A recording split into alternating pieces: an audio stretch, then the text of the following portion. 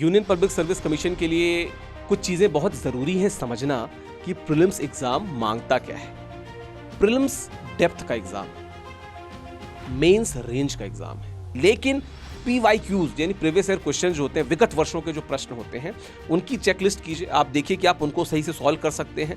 मैं कई बार बोलता हूँ, एक लाइन है मुझे बड़ी पसंद है कि पास नहीं तो दूर होंगी, मंजिलें ज़रूर होंगी। सर कहीं ना कहीं आपको नहीं लगता है हिंदी माध्यम स्टूडेंट्स के बीच में कॉम्प्लिसिटी है कि इंग्लिश माध्यम के स्टूडेंट्स कहीं ना कहीं सिलेक्शन ज़्यादा हो रहा है उनका यूपीएससी में? रियलिटी क्या है? इंटरनेट जो फ्री रिसोर्स का एक बहुत बड़ा क्या कहते हैं सेंटर है, मैक्सिमम जो अच्छी इंफॉर्मेशन है वो अंग्रेजी माध्यम में है, हिंदी में कम है। कुछ बच्चों की मैंने स्टोरी देखी थी एंड कुछ मार्क्स के लिए रह गए। क्या उनका दोष था जनरल कैटेगरी में होना? समय समय पे सरकार को निरीक्षण करना होगा कि जिस वजह से रिजर्वेशन लाया गया क्या वास्तविकता में उतना फ्रूटफुल रहा है। और मैं मानता हूं कि बहुत स्तर पे रहा, लेकिन कुछ उसके लूप होल्स भी हैं। Hi students, welcome to UPSC optionals channel. आज हमारे साथ विकास सर है। So sir, welcome to the channel. Thank you. So sir, मैं आपके कुछ प्लेलिस्ट में से कुछ वीडियोस के कमेंट्स पढ़ रहा था, तो बच्चों के कुछ क्वेश्चंस आए थे कि यूपीएससी एग्जाम्स पहले अटेम्प्ट में कैसे निकाला जाए। राकेश, इससे पहले भी बहुत बार आपसे बात हुई है हमारी। यूनियन पब्लिक सर्विस कमीशन के लिए कुछ चीज़ें बहुत ज़रूरी हैं समझना कि प्रीलिम्स एग्ज़ाम मांगता क्या है। प्रीलिम्स डेप्थ का एग्ज़ाम है, मेंस रेंज का एग्ज़ाम है। आप डेप्थ में रह के, मतलब किसी भी प्रश्न के फंडामेंटल में जाके कितना बेहतर आप कर सकते हैं, आप उतना बेहतर यूपीएससी का प्रीलिम्स एग्जाम होता है उसमें आप कर सकते हैं। कहने का मतलब ये कि जब आपको ये श्योर हो जाए कि now you are good with your fundamentals, आप अपने जो मूल कॉन्सेप्ट्स हैं उनके साथ क्लियर हैं, तब आप प्रीलिम्स का एग्जाम दे सकते हैं। लेकिन PYQs यानी प्रीवियस ईयर क्वेश्चन जो होते हैं, विगत वर्षों के जो प्रश्न होते हैं, उनकी चेकलिस्ट कीजिए। आप देखिए कि आप उनको सही से सॉल्व कर सकते हैं। और फिर वही कि मैंने कई बार बात की है, PPP यानी कि परसिस्टेंस, परसिवरेंस और पेशेंस, इसका ध्यान रखिए, लगे रहिए। और फिर वही राह पकड़ तो एक चला चल, पा जाएगा मधुशाला। एक बात और, ठीक है, फर्स्ट अटेम्प्ट में सबको सफलता मिले ज़रूरी नहीं है, सफलता मिलनी ज़रूरी है। मैं कई बार बोलता हूँ, एक लाइन है मुझे बड़ी पसंद है कि पास नहीं तो दूर होंगी, मंजिलें ज़रूर होंगी। तो स्टूडेंट्स को ये ध्यान रखना होगा कि लगे रहें, लगातार प्रयास करते रहें।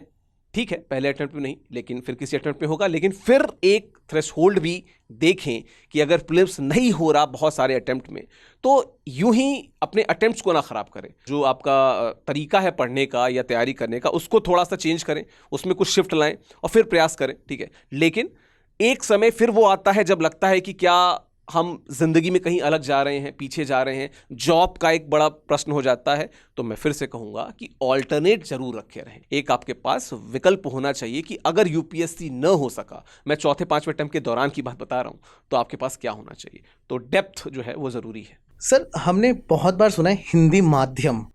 सो सर, कहीं ना कहीं आपको नहीं लगता है हिंदी माध्यम स्टूडेंट्स के बीच में कॉम्प्लिसिटी है कि इंग्लिश माध्यम के स्टूडेंट्स कहीं ना कहीं सिलेक्शन ज़्यादा हो रहा है उनका यूपीएससी में, और ये डेटा भी कहीं ना कहीं बता रहा है। बिल्कुल। तो सर, इस पर थोड़ी सी अगर आप रोशनी दे पाएँ। आपने जो बात कही, और कहीं पे धुआं उठा है तो थोड़ी बहुत आग तो लगी ही होगी, पर मैं आपको एक बात बता देता हूँ, रियलिटी क्या है। इंटरनेट जो फ्री रिसोर्स का एक बहुत बड़ा क्या कहते हैं सेंटर है, मैक्सिमम जो अच्छी इंफॉर्मेशन है वो अंग्रेजी माध्यम में है, हिंदी में कम है। तो यहाँ पे एक डिसएडवांटेज है, बड़ा डिसएडवांटेज। दूसरा, अगर हम पॉलिसीज को या करंट अफेयर्स को समझने की बात करें, तो इंग्लिश माध्यम में बहुत अच्छे न्यूज़पेपर्स हैं। द हिंदू हो गया, इंडियन एक्सप्रेस हो गया, क्विंट हो गया, और बाकी भी जो हैं वो बहुत ख़राब नहीं है, they are good. But Hindi माध्यम में हमारे पास कोई न्यूज़पेपर है नहीं है, बहुत सारे फ्लॉज हैं। प्लस अमूमन अंग्रेजी माध्यम में जो स्टूडेंट्स आते हैं, अमूमन बता रहा हूँ, हमेशा नहीं, बैकग्राउंड अच्छा होता है, साउंड होते हैं, मजबूत होते हैं। हिंदी माध्यम में बहुत सारे स्टूडेंट वो आते हैं जो बहुत स्ट्रगल करके आते हैं, ऐसी फैमिलीज से आते हैं जहाँ पे बहुत मेहनतकश लोग होते हैं और बहुत पेरेंट्स इच्छाओं से आगे भेजते हैं। तो एक वर्ग संघर्ष हमको दिखता है। अब मैं इसको बिल्कुल जो वामपंथ में वर्ग संघर्ष बोलते हैं ना, कि बड़े बनाम छोटे का जो एक वर्ग संघर्ष होता है, मैं उसकी तरफ नहीं ले जाऊंगा, लेकिन एक वर्ग संघर्ष दिखता है। तो बहुत से स्ट्रगल्स हैं सर, बट यस, जिन्होंने तय कर लिया कि उन्हें सफलता प्राप्त करनी है, मेहनत की है, हिंदी माध्यम के हो, अंग्रेजी माध्यम के हो, सफलता प्राप्त की है। हिंड्रेंस हैं, हर्डल्स हैं, लेकिन फिर भी आपको वही ना कि अमर्त्य वीर पुत्र हो, दृढ़ प्रतिज्ञ सोच लो, प्रशस्त पुण्य पंथ है, बढ़े चलो बढ़े चलो। तो लगे रहना होगा, प्रयास करते रहना होगा। कमियां सबके पास होती हैं, उन कमियों को ओवरकम कैसे किया जाए ये तो आपको खुद से डिसाइड करना पड़ेगा। सर आपकी सारी बातों से मैं रिलेट कर सकता हूँ। सर आपको कहीं ना कहीं लगता है यूपीएससी की तैयारी करने के लिए क्या मुखर्जी नगर की गलियों में जाना पड़ता है? आपको दो पर्सपेक्टिव बताता हूँ। मैं दिल्ली प्रिपरेशन करने नहीं आ पाया कभी भी। मैं दिल्ली आया इंटरव्यू देने के लिए या जॉब करने के लिए, बस। ये मैं चूंकि स्विमिंग का नेशनल प्लेयर रहा तो मैं नेशनल खेलने भी दिल्ली आया, पर यूपीएससी की प्रिपरेशन के लिए नहीं आ सका। ऐसा नहीं कि घर की समस्या थी, समस्या ये थी कि मैं घर पे कह नहीं पा रहा था। एक हिचक होती है ना कि यार ये उम्र में हमको पैसा कमाना चाहिए और मैं प्रिपरेशन में ही लगा हूँ। इंटरव्यू दे रहा था back to back, state PCS की भी दे रहा था और यूपीएससी की तो खैर दे ही रहा था। लेकिन जब मैं मुखर्जी नगर आया, इंटरव्यू देने के समय जब मैं आया और मैं उस गलियों में गया, तो हाँ, थोड़ा सा माहौल का असर तो होता ही है। एक टर्म होता है, हम लोग यूज़ करते हैं, ग्रूमिंग। मुखर्जी नगर में वो लगता है यार कि ये भी प्रिपरेशन कर रहा है, ये भी प्रिपरेशन कर रहा है, इसके पास नोट्स है, तो थोड़ा सा एक अंदर से फीलिंग आता है। पर फिर वही बात कि सिर्फ अर्जुन को सफलता मिले ज़रूरी नहीं है, एकलव्य को भी सफलता मिलेगी। ठीक है, आपके नज़र में ना, वो जैसे अर्जुन ने मछली की आंख को देखा था, वैसे ही आप मछली की आंख को, वही फिर से मैं बोलूंगा कि राह पकड़ तो एक चला चल। आप you should be very sure कि आपकी तैयारी क्या है। बहुत से ऐसे लोग हैं जो कभी मुखर्जी नगर नहीं आए होंगे, करोल बाग नहीं आए होंगे, उन्होंने भी सफलता के झंडे गाड़े हैं। पर मैं इस बात को फिर से कहूंगा कि जब आप एक माहौल में रहते हैं, आप किसके साथ रेस कर रहे हैं? आप एक शहर में हैं जहां पे कोई भी यूपीएससी का प्रिपरेशन नहीं कर रहा है, जो प्रिपरेशन कर रहे हैं किसी अदर एग्जाम की कर रहे हैं, वहां पे आप रेस करें। और वहां पे जहां पे सब यूपीएससी के लिए रेस कर रहे हैं, तो निश्चित तौर पे जो प्रभावशीलता होगी वो किसकी तरफ होगी? जहां पे सब यूपीएससी के लिए रेस कर रहे हैं, वहां पे कंपटीशन आपको पता चलेगा। ठीक है, मैं आपको एक और उदाहरण देता हूं। मैं स्विमिंग करता था, वहां पे लेन होती थी, तो हमेशा हम लोग कोशिश करते थे हम उस लेन में जाएं। जब हम मतलब हीट होती थी ना फाइनल के लिए क्वालिफाई करने के लिए, तो हम लोग कोशिश करते थे उस लेन में जाए जहां पे अच्छे कंपटीटर हैं। वरना आपकी स्पीड तो आपके पैरेलल्स के हिसाब से, अच्छे कंपटीटर जो हैं उनके साथ रहेंगे तो आपकी स्पीड भी अच्छी होगी, आप अपना बेस्ट दे पाएंगे, तो फाइनल हीट के लिए क्वालिफाई भी कर पाएंगे। तो माहौल का असर पड़ता है, पर सिर्फ माहौल ही एक फैक्टर हो ये सही नहीं है। हर यूपीएससी एस्पिरेंट का सपना होता है कि हम आईएएस बने, आईपीएस बने। सो आपको नहीं लगता कि ये टर्म जो है कहीं ना कहीं डिप्रेशन, एंग्जाइटी जिनका नहीं हो पाता है, तो इसे ओवरकम कैसे करें इन सब चैलेंजेस से? ये बहुत इंपॉर्टेंट प्रश्न है राकेश, आपने बहुत अच्छा प्रश्न पूछा है। जो हमारा हिंदी बेल्ट है ना, उत्तर प्रदेश, मध्य प्रदेश, बिहार, ये वो बेल्ट है ना जहाँ पे बचपन से एक दिमाग में डाला जाता है कि सरकारी नौकरी जो है ना वो अल्टीमेट है। और सरकारी नौकरी में भी वो नौकरी जिसमें एक शब्द होता है, मैं यूज़ करना चाहूँगा, जिसे कहते हैं भोकाल। तो जिसमें बहुत पैसा हो, जिसमें बहुत पावर हो, उसको बहुत तरजीह दी जाती है। मेरी वाइफ सेंट्रल यूनिवर्सिटी है, उसमें असिस्टेंट प्रोफेसर है, हाईएस्ट ग्रेड पे की जॉब होती है। पर अगर किसी समारोह में आप देखोगे कि कहीं पे कोई प्रोफेसर खड़ा है और कहीं पे कोई दरोगा साहब खड़े हैं, तो कहीं ना कहीं वरीयता दरोगा साहब को मिल जाती है। ये हमारी जो समाज की जो सोच है ना, जो ठीक है, डायरेक्शन सही है, डायरेक्शन तक जाने का एक होता है साधन, एक होता है साध्य। ठीक है, साध्य सही है पर साधन जो है ना वो गलत है। आप आईएएस आईपीएस ही सिर्फ देश के निर्माण के लिए ज़रूरी नहीं है। जितना एक शिक्षक ज़रूरी है, जितना एक इंजीनियर ज़रूरी है, जितना एक लेबर ज़रूरी है, जितना एक नेता ज़रूरी है, उतना ही एक आईएएस आईपीएस भी ज़रूरी है। सब यूनिट्स हैं ना। तो एक अच्छे देश के लिए, एक अच्छे घर के लिए, कोई घर आप बनाते हो तो जितना सीमेंट इंपॉर्टेंट होता है उतना ही ईंट इंपॉर्टेंट होती है, उतना ही गिट्टी, उतनी ही बालू। तो हमें दिमाग से समाज के रूप में भी इस चीज़ों को निकालना पड़ेगा कि वो भी एक जॉब है, टफ जॉब है, रेस्पेक्टेड जॉब है, लेकिन सिर्फ वही एक जॉब नहीं है। मैं प्रिपरेशन करता था और जब मतलब मैंने अंतिम अटेम्प्ट दिया ही नहीं था, मैं उसके बाद मैंने श्योर हो गया था कि मैं नहीं दूंगा, क्योंकि बार बार इंटरव्यू देके एक फेलियर आ रहा था। फिर नहीं क्लियर कर सोच पा रहा था कि क्या चीज़ें गलत जा रही हैं। खैर, टीस रहती है कि यार आईएएस आईपीएस बन सकते थे, लेकिन अभी जहाँ पे हूँ बहुत खुश हूँ। और बच्चों से भी यही कहूँगा कि अगर तो आप जिस चीज़ के लिए प्रिपेयर कर रहे हैं, आईएएस आईपीएस आईएफएस आईआरएस जिस के लिए प्रिपेयर कर रहे हैं, अगर तो वो नहीं मिलता है तो आपके पास ऑल्टरनेट हो और उस ऑल्टरनेट को लेके खुश रहिए। ठीक है, ज़िंदगी बहुत बड़ी है और वे लोग जो आईएएस आईपीएस बनते हैं ज़रूरी नहीं कि सब उतने ही खुश हों। हम अक्सर बहुत सारी न्यूज़ सुनते हैं कि किसी आईएएस ने सुसाइड कर लिया, आईपीएस ने, पीसीएस ने। बहुत दबाव होता है, 24/7 की जॉब होती है, आपकी लाइफ अपनी न होकर पूरी पब्लिक लाइफ हो जाती है। तो प्रोज एंड कॉन्स दोनों हैं और ये हर जॉब के साथ में है। बेहतर ये है कि आप कहाँ पे संतुष्ट होना सीखते हैं। जहाँ पे आप संतोष प्राप्त कर लेंगे वहाँ पे आप खुश रहेंगे। स्कैम्स, ये जो वर्ड है ना, ये हर स्टूडेंट्स एंड एस्पिरेंट ने कहीं ना कहीं सुना होगा और वो सर्च भी किया होगा। पेपर धांधली। आपको नहीं लगता कहीं ना कहीं एस्पिरेंट्स का विश्वास टूट जाता है ये सब जब होता है, राइट? मैं एग्जांपल के तौर पे बीपीएससी के बारे में कुछ डिस्कशन करना चाहता हूँ आपसे। सो आपको लगता है यहाँ पे fair, everything is going to be fair, मतलब जो कंपटीशन हो रहा है फेयर पर्सपेक्टिव में हो रहा है? मैं बीपीएससी की न्यूज़ में इन डेप्थ तो नहीं जुड़ा हूँ, पर मैं अभी इस दौरान मैंने सुना कि पहले तो नॉर्मलाइजेशन वाला इशू था, बच्चों ने बहुत उसके लिए प्रयास किए, फिर वो शायद माना गया। अभी पेपर में धांधली का मुद्दा है जो बड़ा जोर है लोग कर रहे हैं। मैंने कुछ वीडियोस देखे जो निश्चित तौर पे इस बात का संकेत देते हैं कि परीक्षा में कुछ शुचिता से कुछ कॉम्प्रोमाइज़ हुआ है।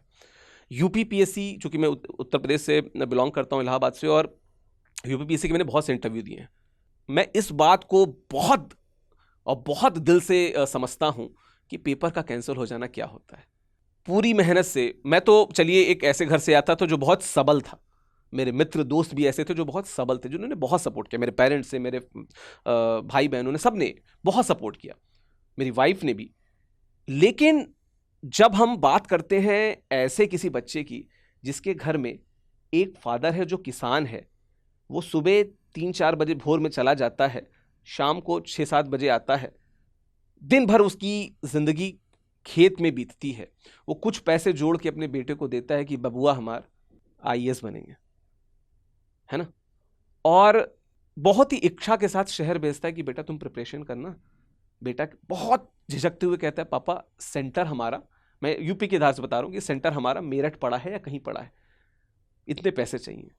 पैसे भी मिलते हैं जनरल की ट्रेन के या नॉर्मल बस के, वो पैसे मिलते हैं, वो पैसे लेके जाता है, वो भी पैसे बहुत मेहनत से लिए जाते हैं। वो एग्ज़ाम देने जाता है, एग्ज़ाम दे लेता है, फिर उसे पता चलता है कि यार कि अमुक सेंटर पे पेपर लीक हो गया है, ये पेपर कैंसिल होगा, दोबारा से होगा। इन 6 महीनों की जो प्रिपरेशन रही, जो वो घर से पैसे मांग के शहर में पढ़ता रहा, और ये जो वहाँ जाने का खर्चा रहा, ये खर्चा कभी उनको वापस नहीं मिलता है। मैं एक ऐसे परिवार से रहा जहाँ बहुत सपोर्ट मिला, पर मैं उन लोगों की टीस को समझ सकता हूँ जिनके पास ये नहीं है। तो बहुत दुख होता है। यूपी में, बिहार में बहुत मेहनत कश लोग होते हैं, बहुत मेहनती से बच्चों को पढ़ाते हैं, ऐसा होते देखते दिल टूटता है, एक शिक्षक के तौर पे भी, और जब मैं स्टूडेंट था तो उस तौर पे भी। रिजर्वेशन, यस सर कुछ बच्चों की मैंने स्टोरी देखी थी एंड स्टोरी पढ़ी भी थी, राइट? कुछ मार्क्स के लिए रह गए, क्या उनका दोष था जनरल कैटेगरी में होना? सर इस पे थोड़ा सा अगर आप डालें, क्योंकि जब रिजर्वेशन लाया गया था वो कुछ प्रोस्पेक्टिव से सोचा गया था कि वो हम बैकवर्ड क्लास को हम उठा पाएँ, राइट? सो उस पर सर थोड़ा आप अगर बता पाएँ हमें। देखिए, मैं राकेश एक बहुत क्लियर बात कहना चाहता हूँ कि जो रिजर्वेशन या आरक्षण की जो हम बात करते हैं, ये बहुत सही और ज़रूरी और आवश्यक चीज़ है समाज के लिए। पहले मैं ये क्लियर कर देता हूँ। आपके प्रश्न के 2 लेयर थे, मैं दोनों पे बात करूँगा।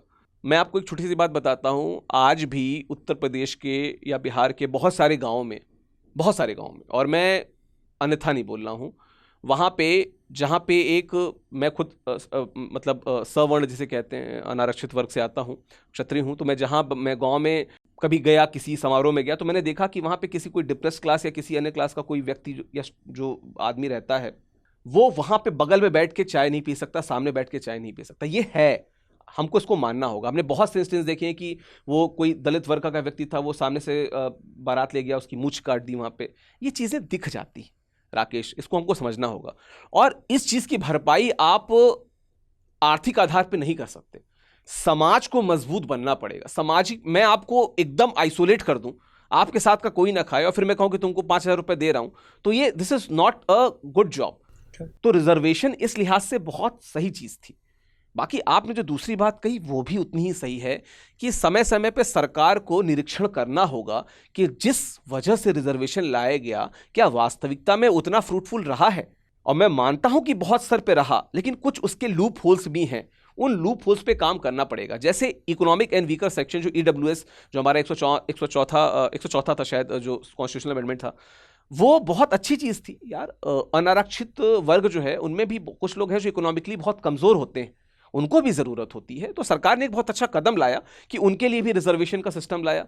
तो आप देखिए कि जो लोग सामाजिक रूप से सशक्त थे लेकिन आर्थिक रूप से कमज़ोर थे, उनकी भी बात की गई, और जो लोग सामाजिक रूप से कमज़ोर हैं उनकी भी बात की जा रही है, बट उसका पुनरीक्षण होना चाहिए, एक बार देखा जाना चाहिए कि क्या हम इसको और बेटर कर सकते हैं, शायद हम इसको और फास्ट कर सकें।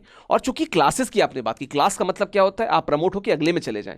अगर वो क्लास सदियों से वहीं पे रह रही है और लोगों के बीच में ये संघर्ष चल रहा है कि हम और निचली क्लास में आ जाएं तो हमें रिजर्वेशन का फायदा मिले, तो this is a sorry state. Reservation is a good concept, but at the same time आपको उसकी बातों को देखना पड़ेगा। जैसे हम एक चीज कहते हैं कि चतुर्दिक, चारों दिशाओं में देखना पड़ेगा कि चीजें कैसे बेटर हो रही हैं, ठीक है, या और कैसे बेटर हो सकती हैं। सो स्टूडेंट्स, आपको कहीं ना कहीं रिजर्वेशन का कॉन्सेप्ट समझ आया होगा। सो सर, हर एस्पिरेंट जो यूपीएससी की तैयारी करता है वो कहीं ना कहीं सबसे पहला क्वेश्चन जो सर्च करता है, what is the best optional subject. और आपको कितना इंपॉर्टेंट होता है ऑप्शनल सब्जेक्ट का प्रिपरेशंस में। अगर आप यूपीएससी की फाइनल लिस्ट को, जिसमें नंबर दिए रहते हैं, ऑब्जर्व करेंगे तो लगभग 760 से लेके लगभग 860-70 तक, ये जो 100 नंबर का ब्रैकेट है, इसमें ही मैक्सिमम सिलेक्शंस होते हैं, ठीक है। ऑप्शनल जो पेपर होते हैं 250 नंबर के, 500 नंबर के होते हैं, और अमूमन एक अच्छा ऑप्शनल, जैसे मैं हिंदी साहित्य पढ़ाता हूं और मैं इसे बहुत अच्छा ऑप्शनल मानता हूं, क्यों मानता हूं ये बाद में बताऊंगा, पहले ऑप्शनल का महत्व बता देता हूं। अगर आपने इन 500 में से 320-330 के आसपास नंबर अर्जित कर लिए, और अगर आपको मैंने पढ़ाया है तो आप 340-350 तक जा सकते हैं, और अगर आप 350 नंबर यहीं पे अर्जित कर लेते हैं तो आपने आधी जो रेस है वो पूरी कर ली, आधा युद्ध आपने जीत लिया। तो मैं ये कहना चाहता हूं स्टूडेंट से कि पहली बात कि आपको पता होना चाहिए कि मेंस में हमें कितने नंबर चाहिए। मेंस में 850 नंबर का एक टारगेट सेट कीजिए। दूसरी बात, ऑप्शनल सबसे ज्यादा स्ट्रॉन्ग सोर्स है। एक हम लोग फॉर्मूला बताते हैं O²E², यानी कि optional first, optional 2, OO, and E यानी ऐसे और E यानी एथिक्स। तो आपको इन 4 पे अगर आप फोकस कर लेते हैं, और इसमें भी सबसे बड़ा रोल ऑप्शनल्स का है, इसीलिए ऑप्शनल बहुत ध्यान से चूज करना चाहिए।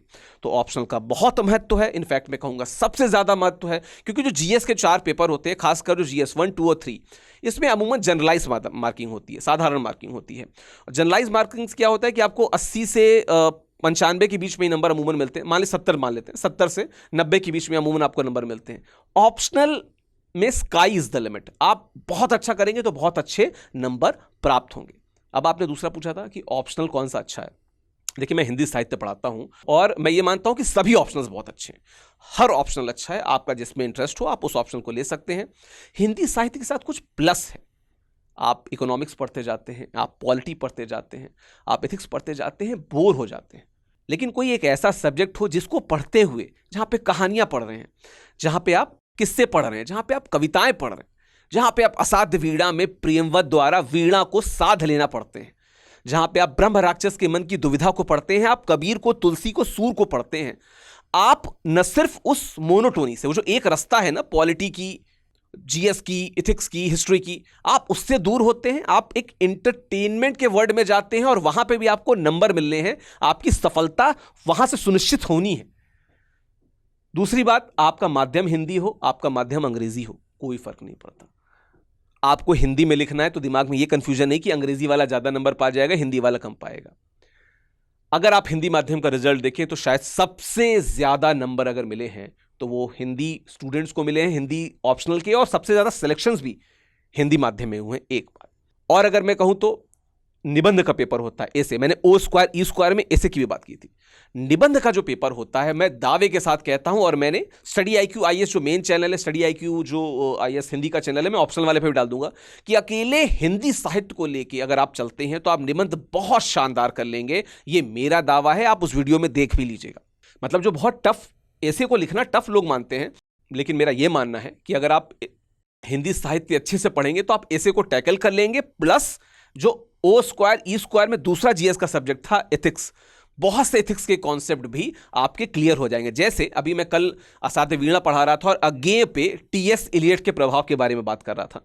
TS इलियट का निर्वैयक्तिकता का सिद्धांत है, हम कई बार इसको प्रयोग करते हैं जब एथिक्स की बात करते हैं तो। TS इलियट की बात आती है, सिगमंड फ्रॉयड की बात आती है, उनके मनोविश्लेषणवाद की बात आती है, उनके लिबिडो के कॉन्सेप्ट की बात आती है। ये सब चीज जब आप हिंदी में पढ़ रहे हैं तो आपका एथिक्स भी तो मजबूत हो रहा है। तो मुझे लगता है कि एक ऐसा विषय है जो जीएस में बहुत असर रखता है। जीएस पार्ट 1 में, जो जीएस पेपर 1 है, उसमें कल्चर में लिटरेचर का टॉपिक है। अगर आप लिटरेचर में आपसे बेहतर इस ब्रह्मांड में कोई नहीं लिख सकता अगर आप हिंदी साहित्य लेके चलें। तो हिंदी साहित्य के बहुत सारे यूज केस हैं, मैंने आपको बताया, मुझे बहुत पसंद है। पर मैं फिर से ये कहना चाहूंगा, देयर इज अ डिस्क्लेमर कि सभी ऑप्शनल्स अच्छे हैं, आप अपने इंटरेस्ट के हिसाब से ऑप्शनल चूज कीजिए। हिंदी साहित्य के जो बहुत सारे प्लस हैं, अच्छी बातें, वो मैंने आपको बताई, रेस्ट इज आपको चूज करना है। एंड स्टूडेंट्स, आप अगर ऑप्शनल्स के बारे में और डिटेल देखना चाहते हो तो एक डिस्क्रिप्शन पे हमने एक लिंक दिया है, आपको पसंद है आप वहाँ जाके क्लिक करके एंड कोर्स को बाय कर सकते हैं। एंड सर, मैंने रिसेंटली देखा था इसके प्राइजेस क्या, बिकॉज जब मैं नीट की तैयारी कर रहा था या IIT की तैयारी कर रहा था, मेरी जो फीस होती थी वो 2-3 लाख रुपए होती थी साल की। तो सर मुझे आप बता सकते हैं कितना फीस है ऑप्शनल सब्जेक्ट की? ऐसे बहुत सारे बच्चे जो ऐसे तबके से आते हैं जहाँ पे पैसे की समस्याएं होती हैं, उनके लिए बहुत अच्छा अवसर रहता है। देखिए, अमूमन अगर ऑफलाइन में जाएंगे तो आपको 50,000 से लेकर 80,000 तक देना पड़ता है। यहाँ पे ऐसा बिल्कुल भी नहीं है। कोई भी ऑप्शन आप चूज करेंगे, जैसे मैं हिंदी लिटरेचर की बात करूँ तो अमूमन मतलब ऑफर्स रहते हैं तो 12-12,500 तक में मिल जाता है, 13,000 तक में, और ऑफर्स नहीं रहते तो भी 15-16,000 तक ही है। गिवन कि सब कुछ वैसे ही पढ़ाया जाता है, उससे बेहतर ऑफलाइन से बेहतर इंटरेक्शन होता है। मैं तो डेडिकेटेडली हर स्टूडेंट से जुड़ता हूं, उनकी कॉपियों में वर्तनी की, फ्लो की, हर चीज़ के इवैल्यूएशन के बाद उनको बताता भी हूं। तो मुझे ऐसा लगता है कि अगर हम ऑन एवरेज निकालें तो 14,000 रुपये बहुत ज़्यादा नहीं है, इनफैक्ट बहुत कम है, जहाँ पे आपको 80,000 देने पड़ते हैं। तो फीस बहुत ही नॉमिनल सी फीस है सर। 1200 रुपये महीना अगर मैं इसको कैलकुलेट करूँ, सो सर ऑब्वियसली आपका कोई कोड होगा, राइट? सो आप मुझे बता सकते हैं क्या कोड है आपका? मेरा कोड है विकास लाइव। यहाँ पे एक चीज़ डिस्क्लेमर और देता चलो, मैं बहुत डिस्क्लेमर्स दे रहा हूँ पर ज़रूरी है। VIKASLIVE, बहुत से लोग विकास लिखते हैं, बेसिकली इट इज़ विकास। विकास शब्द सही है। You should be very clear about your वर्तनी ऑल्सो, आपकी वर्तनी जो है, आपकी स्पेलिंग क्लियर होनी चाहिए। तो VIKASLIVE, विकास लाइव मेरा कोड है। आप प्रयोग करेंगे तो जितने भी स्टडी IQ के जो कोर्सेज हैं, खासकर ऑप्शनल्स, आपको मैक्सिमम डिस्काउंट्स मिलेंगे। सर लास्ट क्वेश्चन, जो 2025 में जो एस्पिरेंट्स पेपर दे रहे हैं, सो हर कोई सर्च करता है कि best strategy to clear UPSC examination. 2026 aspirants भी अभी से तैयारी कर रहे हैं, सो आप उनको कुछ लाइक ब्रीफली अगर आप बता पाएं कि कैसे वो तैयारी करें, और कहीं ना कहीं अगर जो स्टूडेंट्स अभी से तैयारी करना चाह रहे हैं तो उनको भी अगर आप ब्रीफ दे पाएं कि कैसे वो स्टार्ट कर सकते हैं अपने प्रिपरेशन जर्नी को, so that will be great. देखिए, पहली बात तो मैं ये कहूँगा कि प्रीलिम्स, मेंस और जो इंटरव्यू बेसिकली होता है, इसकी तैयारी अलग अलग नहीं होती है। आपको एकीकृत जिसे कहते हैं स्ट्रेटजी बनानी पड़ेगी। आप क्लियर हो लीजिए कि प्रीलिम्स में क्या आता है, मेंस में क्या आता है, और इंटरव्यू तो चलो अभी साइड करते हैं। बहुत से ऐसे सब्जेक्ट हैं जो सिर्फ मेंस में पूछे जाते हैं, और बहुत से ऐसे हैं जो प्रीलिम्स और मेंस दोनों में पूछे जाते हैं। तो आप जो स्ट्रेटजी बनाइए उसको इस तरीके से बनाइए कि आपका प्रीलिम्स और मेंस जो दोनों में कॉमन है वो पहले तैयार हो, ठीक? फिर उसके बाद आपके ऑप्शनल्स, और फिर वो चीज़ जो स्पेसिफिकली मेंस में पूछी जाती है, जैसे इंटरनल सिक्योरिटी, उसका करंट अफेयर्स आपको प्रीलिम्स में आ सकता है, पर एज अ सब्जेक्ट, या आपदा प्रबंधन, ठीक है, ये आपको मेंस में ही आता है, ठीक है। इंटरनेशनल रिलेशन का करंट अफेयर्स आ जाता है, पर उसकी जो थ्योरी होती है वो मेंस में ही आता है। तो इथिक्स जो पेपर है, आप इसको, ये अकेले आपका सिर्फ मेंस में आता है, ये प्रीलिम्स में नहीं आता है। तो आप पहले उन सब्जेक्ट की प्रिपरेशन कीजिए जो आपको प्रीलिम्स मेंस दोनों में कॉमन है, देन मेंस वाले, और फिर उसके साथ में ऑप्शनल। लेकिन मैंने हमेशा बोला है, प्रीवियस ईयर क्वेश्चंस लगाते हुए सबसे बड़ी कोई चीज, रिसोर्स, संपत्ति आपके पास है तो वो विगत वर्षों के प्रश्न हैं। वो आपको आइडिया देंगे कि यूनियन पब्लिक सर्विस कमीशन प्रश्न कैसे पूछता है। अगर आप इसको लेके श्योर हैं, PYQs लगा रहे हैं, इन डेप्थ एनालिसिस कर रहे हैं, तो यू विल डू वंडर्स। तो आपको क्या करना है, आपको PYQs लगाते हुए जो मैंने स्ट्रेटजी बताई इसको फॉलो कीजिए। और देखिए, 12 से 18 महीने लगेंगे आपको। मैं आपको बहुत ही 2025 तो बहुत पास है अभी, इन बच्चों को तो हमारे SIP प्रोग्राम से जुड़ जाना चाहिए, वो भी चल रहा है इस समय, ऑफर्स भी बहुत सारे चल रहे होंगे। तो आप SIP से जुड़ जाइए 2025 वाले जो हैं। लेकिन 2026-27 वालों को कहूँगा कि थोड़ा सा यार ना अपनी डेप्थ पे, फंडामेंटल्स पे काम करो, और NCERTs को कवर को एक स्टैंडर्ड बुक रखो, और खुद से लगातार उत्तर लिखने के प्रयास करो, तब भी जब तुमने थोड़ा पढ़ा है, तब भी जब तुमने ज़्यादा पढ़ा है। सो स्टूडेंट्स, आपने सर की बात सुनी, राइट? उन्होंने ब्रिलियंट स्ट्रैटेजी दी है। काश मेरे टाइम पे भी कोई मुझे ऐसा सजेशन दे देता। एंड मैं एक लास्ट चीज़ पूछना चाहता हूँ सर, जो कि आई नो आपसे मैंने इससे पहले भी पूछा था on behind the camera. 10 lakh students form भरते हैं हर साल, और उसमें से कुछ ही लोगों का सिलेक्शन होता है, 1000 से 1200 बच्चों का max to max. So sir, उसमें कहीं ना कहीं कुछ लोग रैंक इम्प्रूवमेंट के लिए भी आते हैं। तो आपको नहीं लगता कहीं ना कहीं कंपटीशन ज़्यादा है, बट बच्चे विदाउट प्रिपरेशन चले जाते हैं, अपना अटेम्प्ट वेस्ट करते हैं? सो इस पर आप क्या बोलना चाहते हैं, विद प्रिपरेशंस और कैसे प्रिपरेशंस? शुरुआत में मैंने इस पर वैसे बात की थी कि PYQs वो लिटमस टेस्ट है। आप PYQ सॉल्व कर पा रहे हैं, और फिर बहुत से बच्चे टेस्ट सीरीज भी देते हैं अलग कोचिंग से, स्टडी IQ की खुद की टेस्ट सीरीज है। तो अगर आप टेस्ट सीरीज सॉल्व कर पा रहे हैं, PYQ सॉल्व कर पा रहे हैं, तो ये लिटमस टेस्ट है कि आप जा सकते हैं। लेकिन आपको लगता है कि आप वहां पे कर लेंगे, आपको लगता है कि वहां पे आप अच्छे से सॉल्व कर लेंगे, तो ये नहीं। You should be driven by the litmus test कि आप प्रश्न कर पा रहे हैं। और मैं बता दूं कि कंपटीशन बहुत टफ होता है। आपको भले कहा जाए कि 10 लाख बच्चे देते हैं, पर अमूमन अगर आप देखोगे इन रियलिटी तो 10 लाख बच्चे सीरियस नहीं होते हैं। सीरियस उसमें होते हैं 40 से 50 हज़ार लोग भी। वो 40-50 हज़ार से आपका कंपटीशन है। और गिवन, जैसा अभी राकेश जी ने कहा कि मैक्सिमम तो नहीं, कि बहुत से स्टूडेंट ऐसे होते हैं जो रैंक इंप्रूवमेंट के लिए देते हैं। तो भाई कंपटीशन बहुत टफ है, ठीक है। आपको अपने अंदर के उस गुण को सामने लाना होगा जो लगातार, जिसे कहते हैं ना कि हम असाध्य वीणा में जब प्रियंवद, असाध्य वीणा सच्चिदानंद हिरानंद वासैन अज्ञे की कविता है जो हिंदी साहित्य में है, उसमें जो प्रियंवद होता है, जो नायक है, जो प्रोटैगनिस्ट है, जब वीणा को साधने बैठता है, अपने अंदर के स्वत्व को एकदम साइड कर देता है, क्या सीखा था क्या नहीं सीखा था साइड कर देता है, और खुद को वीणा में खो देता है और वीणा उसमें इन्वॉल्व हो जाती है। इस प्रकार से यूपीएससी की जर्नी में उतरो ना, कि आप में और यूपीएससी की जर्नी में कोई डिफरेंस ना रह जाए। बस जब आप कोई अंदर से, सबसे बड़ी बात राकेश, एक इंपॉर्टेंट बात क्या है कि आप अपने लिए ईमानदार हो। शीशे के सामने खड़े हो कि अगर आपको लगता है कि आप तैयारी के लिए अब पेपर देने के लिए आप रेडी हैं, तभी जाइए। आपको आपसे बेहतर इस प्रश्न का उत्तर कोई नहीं दे पाएगा कि आप इसके लिए रेडी हैं कि नहीं। सर आपने सही कहा था, हिंदी साहित्य जो है वो एक एंटरटेनिंग स्टोरी की तरह है, राइट। एंड आपकी बातों सुन के भी ऐसा लगता है बस सुनते चले। Thank you. So thank you students for joining us, and thank you Vikas sir, आपने बहुत सारी चीज़ों पर बात की है। Thank you. And students will like for sure. And please अगर आपका कोई भी क्वेश्चन हो, आप कमेंट पे लिख सकते हैं, मैं डायरेक्टली ये विकास सर तक पहुंचा सकता हूँ, वो उसका आंसर दे सकते हैं। And thank you for joining us, and all the best for your future students. All the best, thank you. Study IQ IAS, अब तैयारी हुई अफोर्डेबल।